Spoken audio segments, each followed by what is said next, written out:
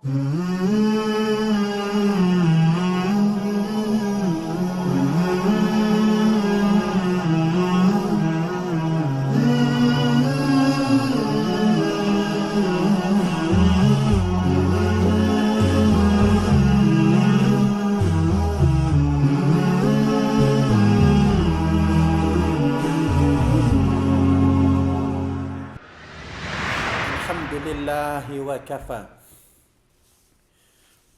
Ashhadu an la ilaha illallah wahdahu la sharika lah ifradan bihi wa tauhida wa ashhadu anna Muhammadan abduhu wa rasuluh sallallahu alaihi wa ala alihi wa sahbihi wa sallama tasliman mazida. Muli, Assalamualaikum warahmatullahi wabarakatuh at maligaya pong pagsubaybay sa serye ng ating mga aralin, ang aking paniniwala o ang paniniwala ko. Noong nakaraan po mga ginigilo ko mga kapatid, natalakay natin ang paniniwala sa mga anghel at mga banal na aklat. Na kung saan ang ating paniwala sa mga anghel, sila ay mga dambuhalang mga nilikha. At ang anghel sa dami nila, sila ay walang bilang. Na sinabi nga ng Propeta sallallahu alaihi wasallam, sa lawak ng kalangitan ay walang isang apat na daliri na bakanti. Bagkos may mga anghel na pumupuri, sumasamba, lumuluwalhati sa ating Panginoong tagapaglikha. Sila mga nilikhang walang kalayaan sa pagpili ng kasamaan, kundi pagsunod lamang sa kung ano ang kalooban ni Allah subhanahu wa ta'ala. Samantalang tayong mga taong nilikha ng Diyos, mayroon tayong kalayaan sa pagpili sa mabuti at masama. Ang pangalawa nating tinalakay noong nakaraan ay ang paniwala sa mga banal na aklat na ipinahayag ni Allah subhanahu wa ta'ala. Kabilang na dito yung aklat na pinahayag kay Moises, ipinahayag kay David, ipinahayag kay Kristo Jesus, na yun nga ang tinatawag na ebanghelyo, at ang huling aklat na ipinahayag sa huling sugo, ang banal na Quran. Ang lahat ng mga banal na aklat na ito naglalaman ng isang mensahe na kung saan pag-anyaya sa mga taong talikuran ang pagsamba sa huwad na Diyos at kumilalat sumamba lamang sa tunay na Diyos. Bagaman magkaiba ang pambabatas na nilalaman ng iba't ibang mga banal na aklat na ito, ayon sa kung ano ang pangailangan ng mga tao noong nakaraang mga panahon. At bilang mga Muslim, ang ating sinasampalataya na dapat nating sundin ay ang huling kapahayagan na yun nga ang banal na Quran. Binanggit din po sa banal na Quran na ang naunang mga kapahayagang ito, ang mga banal na aklat na ito, kagaya sa tinatawag na Pentateuch o Torah ni Moises o kaya Ebanghelyo ni Kristo Jesus. Ang mga aklat na nauna na ito sa Quran, ang mga ito ay pinilipit na at binaluktot ng mga tao. Na ayon nga sa Quran, yuharrifuna al-kalima an mawadhi'i, nang ibig sabihin, inililihis nila ang mga salita palayo sa mga tunay na kahulugan nito. Sa madaling salita, Quran lamang ang naingatan sa kanyang orihinal na anyo. Hindi siya kayang pilipitin o baluktutin ng sinuman, kakampi man o kalaban, sapagkat natalakay natin noon na hindi lamang sa sulat pinangalagaan o napreserba ang Quran, bagkos ito ay pangunahing dahilan ng pagkapreserba nito ay sa memorya ng libo-libong mga tagasunod. Magsimula sa mga salaf. Ang ibig sabihin ng mga salaf, yung mga nauna na mga Muslim sa panahon ng propeta. Isinalin ito sa sunod na henerasyon hanggang nakarating sa ating henerasyon. Dahil sa memoryado, walang kayang makapagdagdag o kaya makapagbawas. Taliwas no sa naunang mga banal na aklat, hindi ito na preserba sa pamagitan ng memory ng mga sumasampalataya. Kaya kahit yung mga sumampalataya sa mga banal na aklat na ito, hindi nila alam kung dinagdagan o binawasan kasi hindi naman nila na memorya. Kunyari sa mga Kristiyanong nanonood sa atin, alam nila ang katotohanan yaan na sa kasaysayan ng mundo, walang nakamemorya ng kanilang banal na aklat na yon nga ang Biblia. Dahil sa walang nakamemorya, kahit sino mang mga Bible scholars o hindi nakamemorya, malaya na ang tao ay magdagdag o kaya magbawas. Yan ang resulta kung bakit napakarami ang nagsilitawan na mga version o iba't ibang kopya ng Biblia at bawat isa nito ay nagkakasalungatan. At ang huli nating halimbawang ibinigay noon sa inyo, na simpleng halimbawa na ang Quran nga ay naingatan sa pamamaluktot o pamimilipit ng mga tao. Tayong mga Pilipino, mula Luzon hanggang Mindanao, ang ating mga anak, kapag ka nagsisimula ng magsalita, siguro parang pangkaraniwan na lang na namemorya nila. Ang una nilang namemorya na kanta ay ang Bahay Kubo. Dahil si memoryado ang Bahay Kubo, halimbawa ito, kunyari subukan mo kapatid o kaya kabayan, nakantahin ang Bahay Kubo at baluktutin mo ang isang salita. Sigurado, yung maliit mong anak, itutuwid ka niya at sabihin sa'yo na mali ang iyong pagkanta. Bakit? Kasi memoryado niya. Ganun ang Quran. Sa libo-libong nakakamemorya, walang pwedeng magdagdag. Kasi alam ng nakararami. Hindi lamang ito na preserba sa sulat. Okay? Ang sunod, na haligi ng paniniwala na ating tatalakayin sa ngayon, mga ginigiliw kong mga kapatid, ay ang paniniwala sa mga sugo ni Allah. So, salita, kung naniwala tayo sa mga banal na aklat, ang mga banal na aklat na ito ay ikinasi ng Diyos sa kaniyang mga sugo. Ang mga tao ay wala pong ibang paraan para tuklasin kung ano ang nais ni Allah para sa tao. Okay? Maliban sa pamamagitan ng kanyang mga banal na aklat.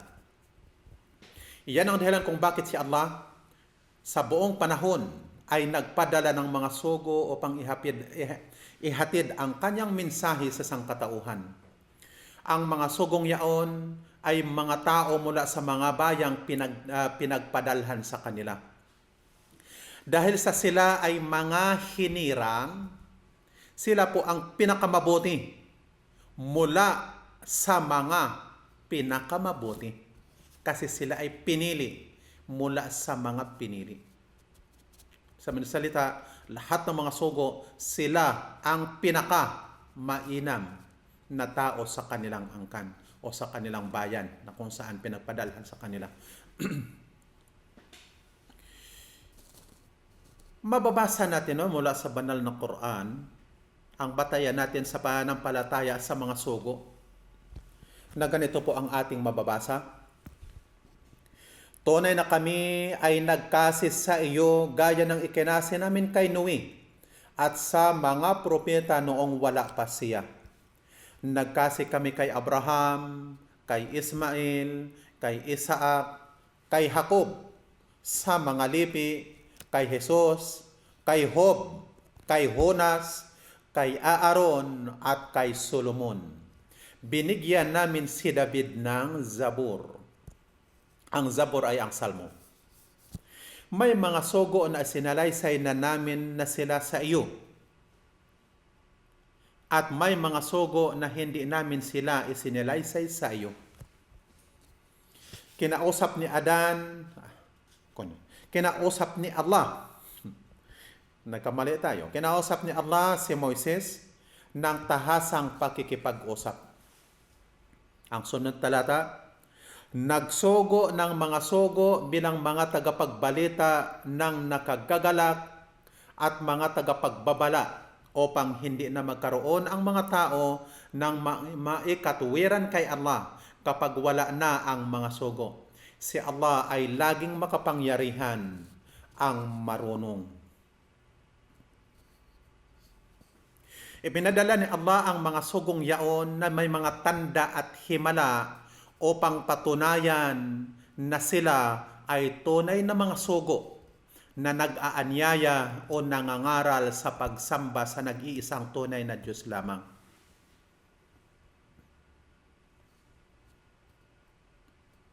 Na kung saan sa pagsamba, ito ang mensahe nilang lahat na huwag tayong magsama ng iba pa bukod sa nag-iisa.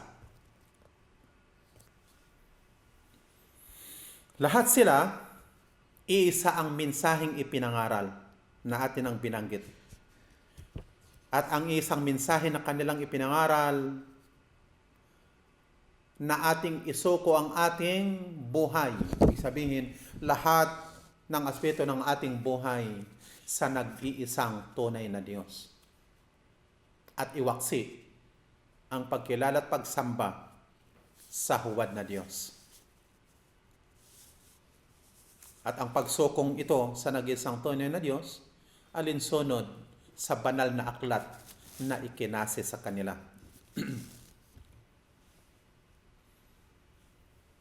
Sunod na punto na gusto nating iparating, na si Allah ay nagbigay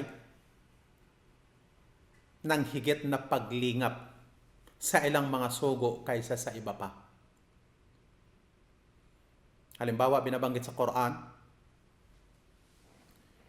na may mga sugo na tinatawag silang ulul azmi minar rusul.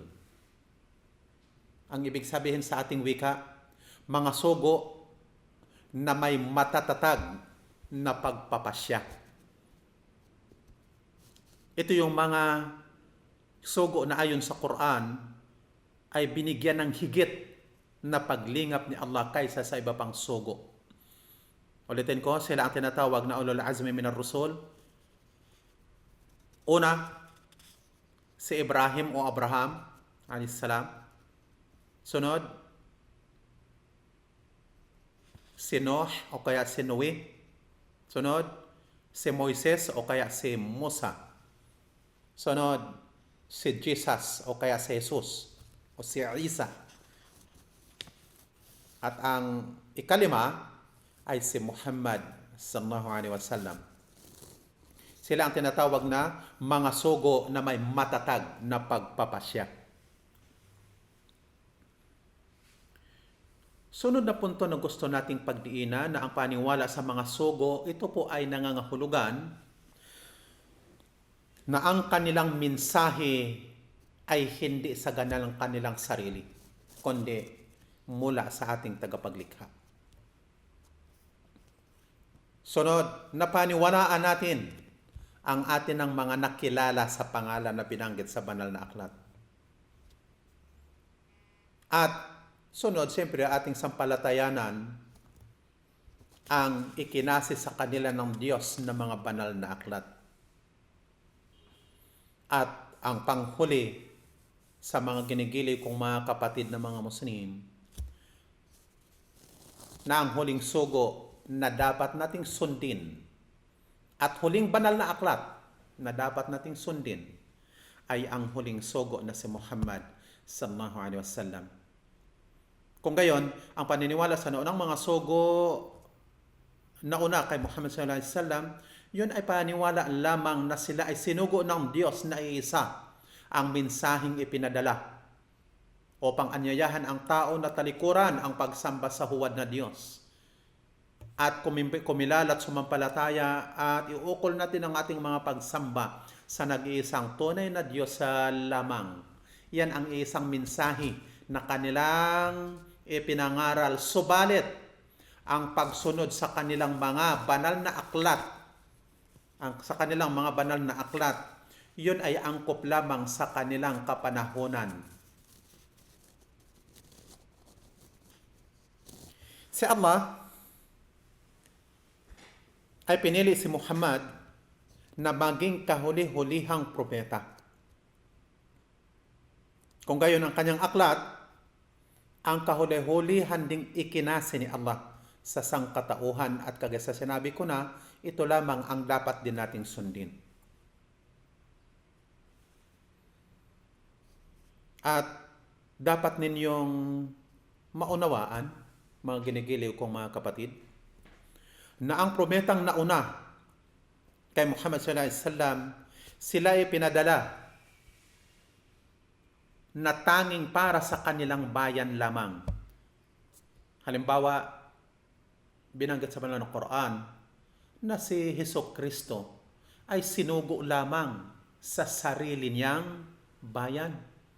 Kung tutuusin, napakaraming mga talata mula sa Bibliyang eksistido sa panahon natin sa ngayon na nagpapahiwatig na si Kristo Hesus ay sugo lamang para sa kanyang bayan. At yan nga ang masaklap sa mga gumagamit ng kanilang banal na aklat, sa halip na ipangaral ang nakasaad sa kanilang aklat na si Jesus ay para lamang sa sarili niyang bayan, kabaliktaran ang kanilang ipinangaral na si Jesus daw ay para sa buong daigdig. Sinabi ni Allah subhanahu wa ta'ala ang ganito, at hindi ka namin sinugo, wama arsalnaka illa rahmatan lil alamin. Ang talatang ito ay para kay Muhammad sallallahu alaihi wasallam na siya ay sugo para sa lahat daw ng nilalang. Hindi lamang binanggit sa Quran na para lamang sa mga nilikhang tao. Okay? Kaya sa ating pananampalataya, sino mang tumanggi o nagtatakwil sa alinman sa kaniyang mensahe na pinadala, mensahe ng huling sugo na si Muhammad, siya ay nagiging kafir na. At sa ating paniwala, ang pagiging kafir o pagtangging sumampalataya, ito ang pinakamabigat na kasalanang magagawa ng tao. Ang hatol ay walang hanggang parusa sa impyerno. Ang Muslim po, mga ginigiliw kong mga kapatid, ay dapat maniwala ng pantay-pantay sa lahat ng mga propeta sapagkat ito ang nasasaad sa banal na Quran. At tayo naniwala ng sinumang di kumilala o di sumampalataya sa alinman sa mga propeta, siya ay nakagawa ng tinatawag na kufur. Ang kufur, yun ang pagtangging sumampalataya natin ang binanggit kanina na ang kaparusahan ay walang hanggang pagdurusa sa impyerno.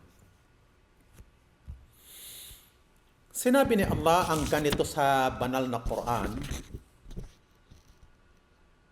sumasampalataya ang sugo sa ibinaba sa kanya mula sa Panginoon niya. Gayon din ang mga sumasampalataya. Bawat isa ay sumasampalataya kay Allah sa mga anghel niya, sa mga aklat niya, at sa mga sugo niya.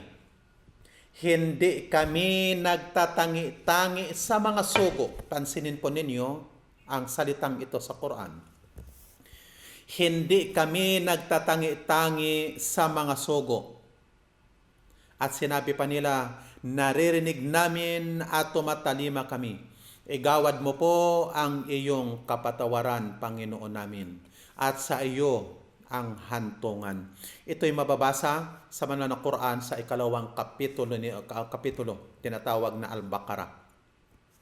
Katotohanan yaong mga di na niwala sa Allah at sa kanyang mga sugo at nagnanais na magtatangi-tangi sa pagitan ni Allah sa kanyang mga sugo at nagsasabing, naghahangad kami na magtatangi-tangi sa pagitan ni Allah at ng mga sugo niya.